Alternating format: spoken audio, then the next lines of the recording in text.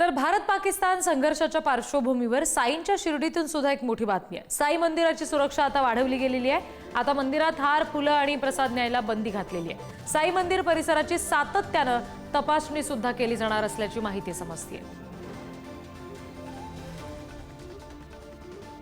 भारत-पाक सीमेवरील तणावाच्या पार्श्वभूमीवर त्याचप्रमाणे मंदिराला जो धमकीचा मेल आलेला होता, सर्व यंत्रणा जी आहे ती अलर्ट मोडवर जे आहे ते राहण्यासाठी सांगितलेले आहे। मंदिरामध्ये जो भक्त दर्शनासाठी येतो त्याची तपासणी करून सोडण्याच्या सूचना दिलेल्या आहेत। त्याचप्रमाणे पोलीस विभागाचे अधिकारी कर्मचारी संस्थान परिसरामध्ये संस्थानचे शिर्डीमध्ये फिरून सर्व पोलीसची सर्व यंत्रणा जी आहे ती अलर्ट मोडमध्ये आहे। प्रतिनिधी प्रशांत शर्मा आपल्याशी जोडले गेले, त्यांच्याकडून आणखी तपशील घेऊया। प्रशांत, काय नेमकी काळजी सध्या मंदिर परिसरामध्ये घेतली जाते? किती तारखेपर्यंत हे सगळे नियम लागू असणार आहेत याबाबत काही सांगितलंय का? लाखो भाविकांचं श्रद्धास्थान असलेलं शिर्डीचं साई मंदिर आधीच दहशतवाद्यांच्या हिटलिस्टवर आहे।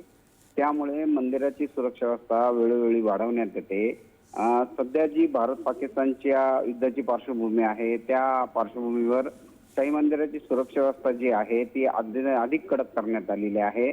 खबरदारीचा उपाय म्हणून सध्या साई मंदिरात जे हार, फूल, प्रसाद हे जातात ते आजपासून बंद करण्याचा निर्णय घेण्यात आलेला आहे।